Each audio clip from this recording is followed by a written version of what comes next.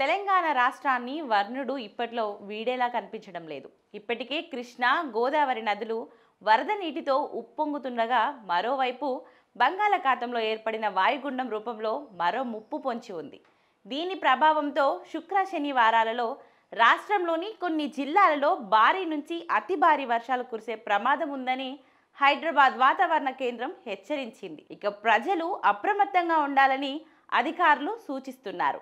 బంగాళాఖాతంలో ఏర్పడిన ఆవర్తనం నేడు అల్పపీడనంగా రేపు వాయుగుండంగా బలపడుతుందని వాతావరణ శాఖ అధికారులు తెలిపారు.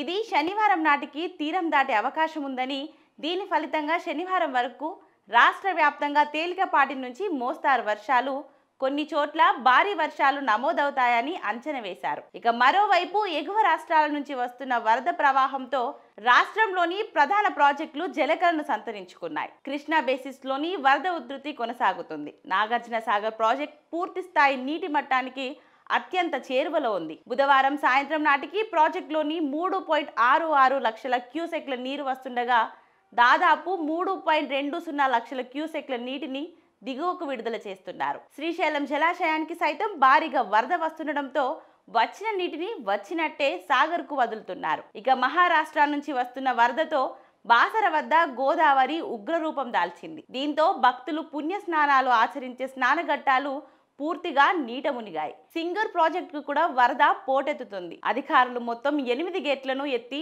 67,000 క్యూసెక్లకు పైగా నీటిని దిగువకు విడుదల చేస్తున్నారు. ఇక ఇప్పటికే నిండుగా ఉన్న జలాశయాలకు రాబోయే వర్షాలు తోడైతే పరిస్థితి మరింత తీవ్రంగా మారే అవకాశం ఉందని ఆందోళన వ్యక్తం చేస్తున్నారు.